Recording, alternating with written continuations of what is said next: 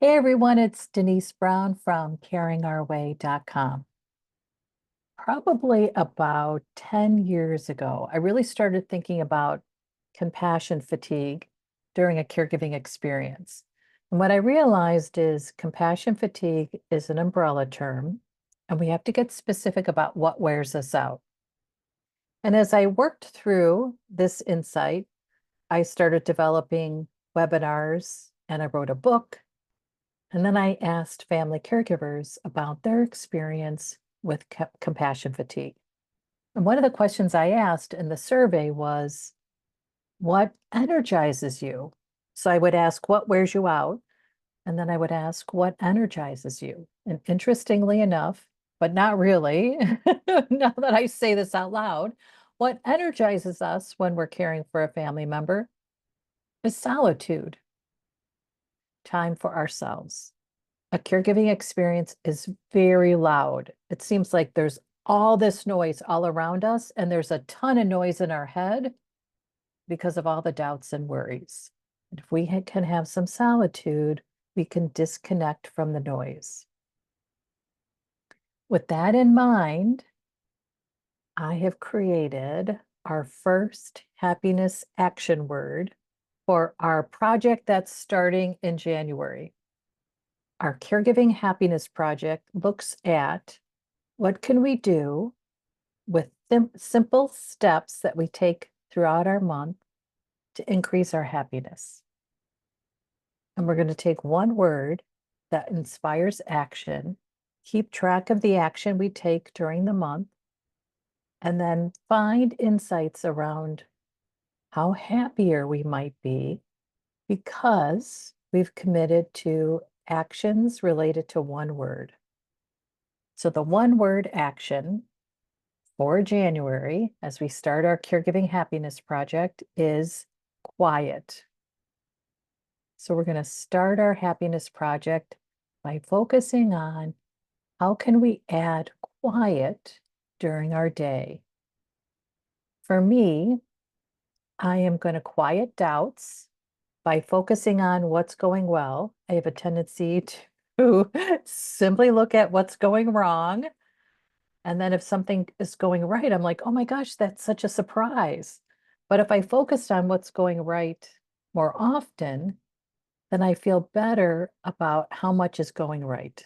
And then that helps me quiet my doubts. I'm also listening to quiet music in the morning.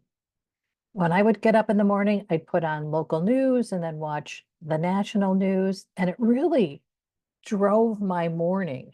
I really committed to investing my time into watching local and then national news. And when I thought about it, that's like a 2.5 hour window. I mean, I was working as I was watching, but I was really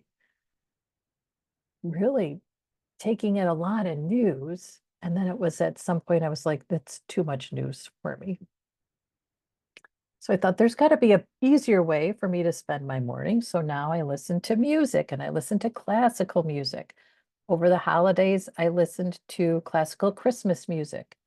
Now that the holidays are over, I'll go back to classical music. I might listen to a particular composer or a typical or a specific type of music, but it's going to be quieter music.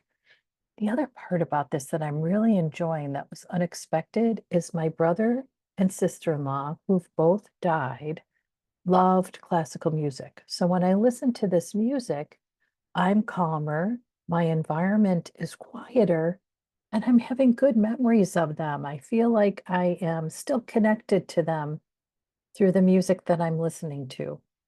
It's really quite lovely. I'm working as I'm listening to this quieter music, which is really giving me a quieter entree into my day. I'm not so hyped up about the news. I'm really focused on my work, which is helping me be productive, which then goes right into quieting my doubts. And it just feels like a nice and easier way to start the day. It feels quieter to me. So I'd love for you to join me in our Caregiving Happiness Project. I'm inspired by Gretchen Rubin's book, Happiness Project. She took a one-word action every month and then looked to see what happened around her happiness. When she wrote the book, she was really thinking about her husband's diagnosis, which was manageable, had no impact on their day to day. But she was worried about the fact that he has a diagnosis, his health is going to change. So, how can she stay happy regardless of what happens with her husband's health? So, she thought about adding in more happiness before the crisis. And what we're looking at is there's been a crisis, someone in the family is not well. Is it possible for us to increase happiness after the crisis? And we're taking a one word inspiration to look into our day to see what we can do to feel happier moments. We are not going to be happy all the time. That is just not going to happen. But what if we had a happier moment every day? What does that do for us in terms of managing our caregiving experience? If we know what brings us happiness, how does that impact our ability to cope during our caregiving experience? So that's our Caregiving Happiness Project, and it's called Take Time. And I'd love for you to join me. You can join Take Time on our community, caringourway.com. And then after you join, you'll see my post around quiet, and I give you some insights and some ideas and inspirations about how you could add quiet into your day. And then you just post 1, 2, or 3 goals you have around quiet. And then we keep track. We share updates. We share encouragement with each other. We share support. Okay, I'd love for you to join me. And what I think is really cool about this is we're not doing something that's going to take a lot of time. We're just going to take a little bit of time and see what happens if we take a little bit of time and apply it to our happiness and use one word, just one simple word, to create some actions to see if that helps us feel happier.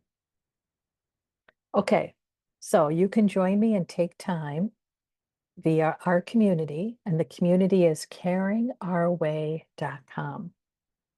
You'll also take a really simple survey because it's helpful for me to see what's the difference. So there's a post, there's a pre-Happiness Project survey for you to take, and then we'll do a post. And we'll see what happens if we really commit to taking a little bit of time to find happier moments. What does that do for us? Okay, so I'll see you in Take Time on caringourway.com. Thanks so much. Bye-bye.